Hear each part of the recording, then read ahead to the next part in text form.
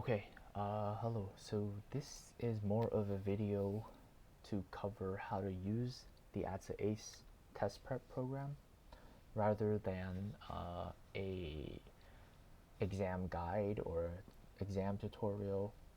If you are looking for an exam tutorial, there is going to be a link either on top or below this video on this website that links to a document that is a comprehensive guide on the ATSA exam.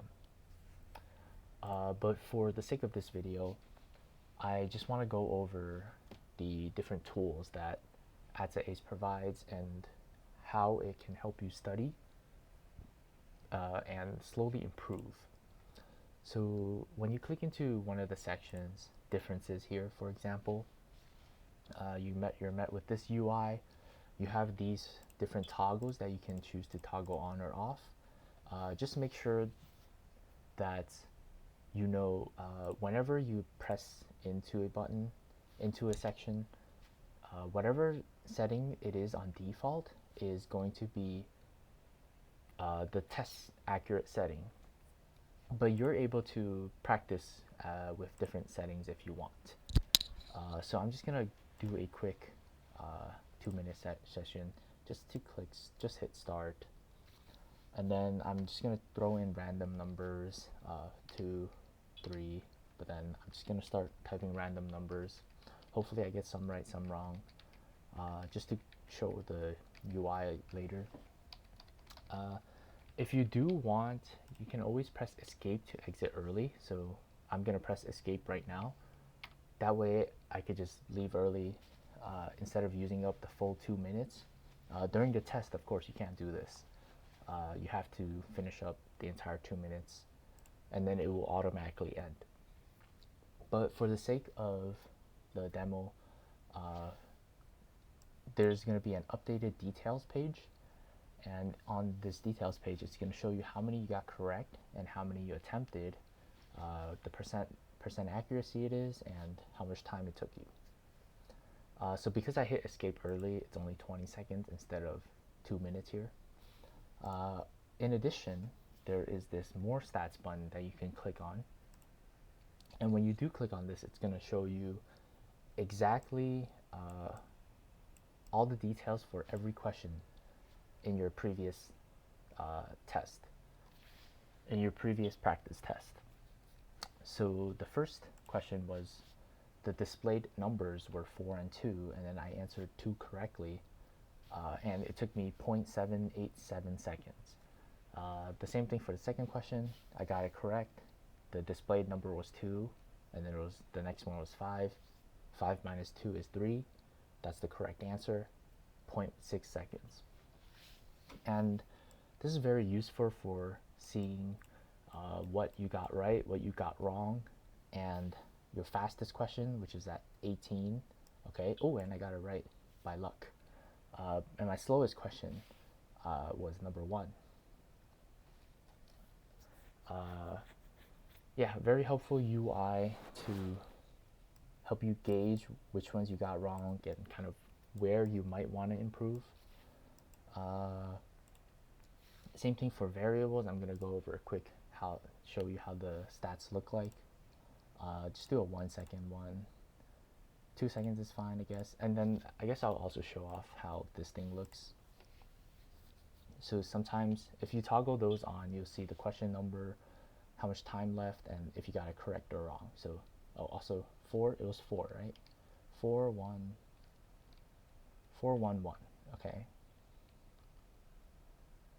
Okay, 4. And I know the next 2 are both 1s. So I'm going to type 1, and then I'm going to intentionally type this wrong. I'm going to type 3. Oh, I didn't type anything, but it also registers as wrong.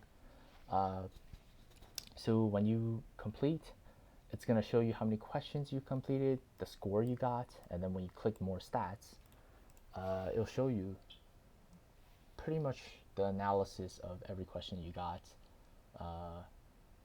It was 4 1 1 in the ABC order when it was shown. It's always in ABC order, just so you know for the test. When it's shown, when the variables are shown, it's always in ABC order. When you're asked to answer, it is in scrambled order, but this case is just in ABC order, unlucky or lucky. And then I got 4 correct, I got 1 correct. And then for C, I didn't type anything, so it's incorrect. It counts as incorrect. It also shows you how much time you spent for each of these variables. And I think that knowing how much time has been spent is very helpful for improving. Yeah, that's that for variables. I think spatial recognition is probably one of the most helpful UIs. I'm gonna go over here and do mixed, and then 30 questions is fine. Time per image is fine. Just gonna start it, and I'm just gonna randomly type true F or true false TNF. Okay. Wow, 20 out of 30 is pretty lucky, considering I'm just randomly guessing.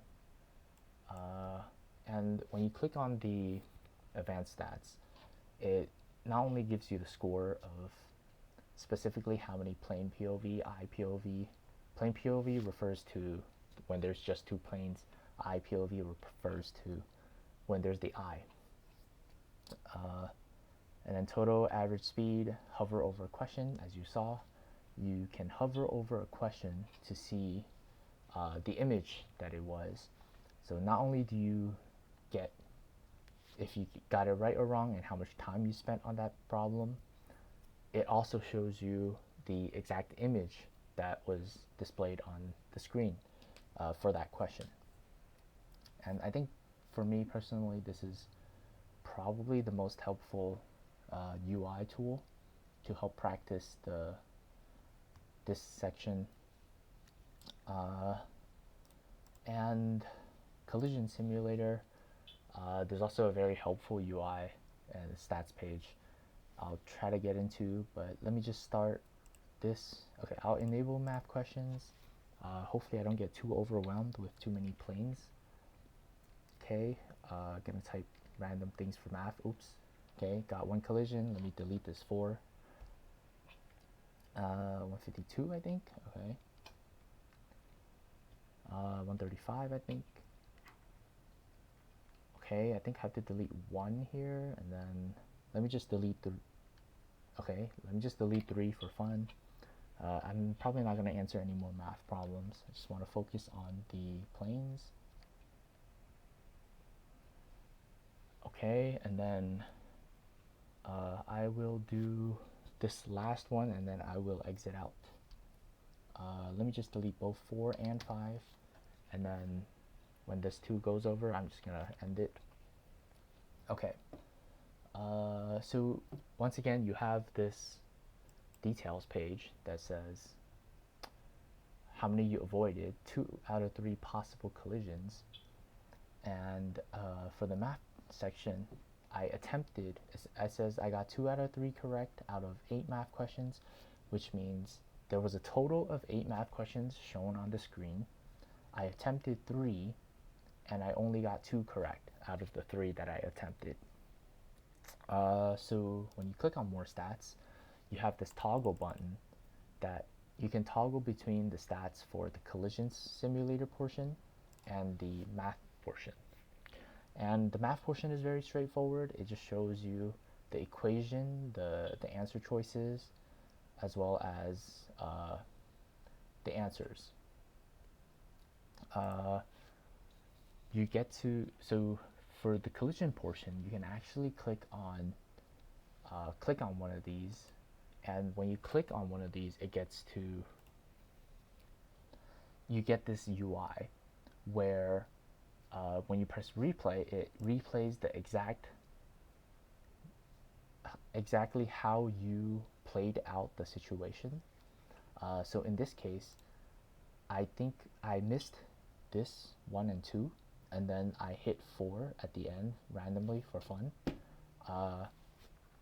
There's this optimal solution that when you click, it pretty much immediately deletes the minimum number of nodes or minimum number of planes that you need to have 0 collisions. And okay, so no delete is just to delete that 1. or optimal is just to delete that one, and then no deletes plays out the simulation without deleting a single plane. I think this is very useful in letting you visualize how things will play out if you don't delete anything, and improve your judgment basically over if you see a lot of no deletes. I think it'll help you get better judgment of uh, what you should be deleting or what you don't need to be deleting. Let's take a look at this replay.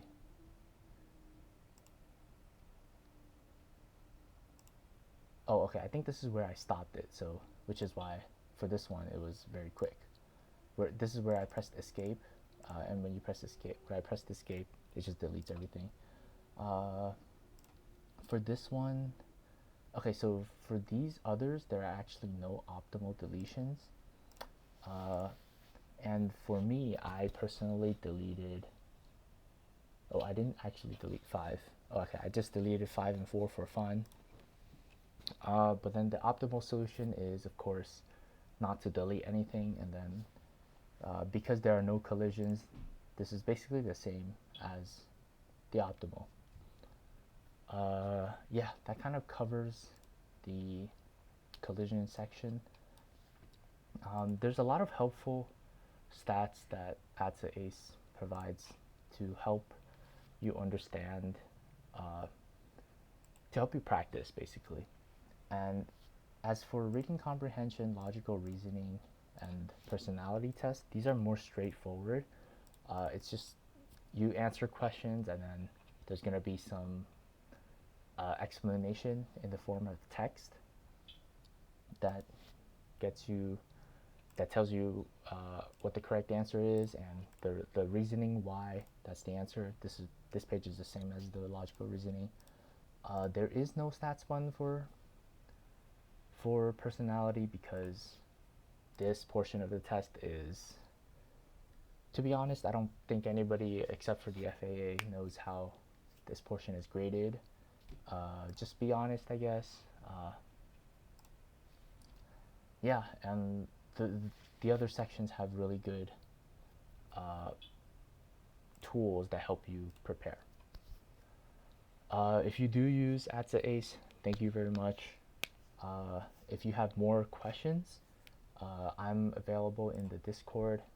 A lot of people are also very willing to help in the Discord. My Discord link or my Discord username is Fankalanka. You can just DM me if you have any questions about the ATSA exam or this tool in particular. The Discord link is on the home page of this website. Yeah, and thank you again if you do use this. Thank you for watching this video. Good luck on your ATSA test.